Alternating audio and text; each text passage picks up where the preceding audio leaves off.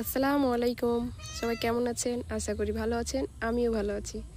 আজকে গেছিলাম আমি নার্সারি, আর নার্সারি যাব আর কিছু গাছ কিনে আনবো না তাই হয়, তো আমিও কয়েকটা গাছ কিনে নিয়ে চলে এসেছি।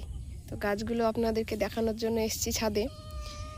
আমার সঙ্গে বিড়ালটাও চলে এসছে। আমি ছাদে আসবো আর ও আসবে না তাই হয়, যখনই আমি ছাদে আসি তখনই আসি। আর এই দেখেন আমার সাদা অপরাজিতা গাছে কি সুন্দর ফুল ফুটেছে। তো চলেন দেখাই কি কি গাছ এনেছি।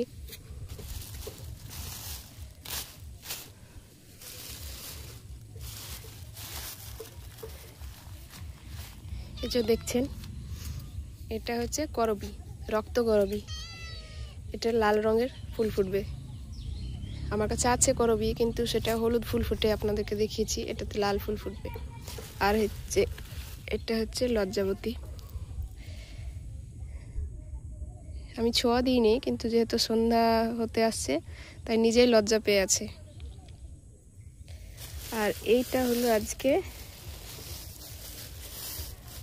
সবচাইতে ইম্পর্টেন্ট অতিথি,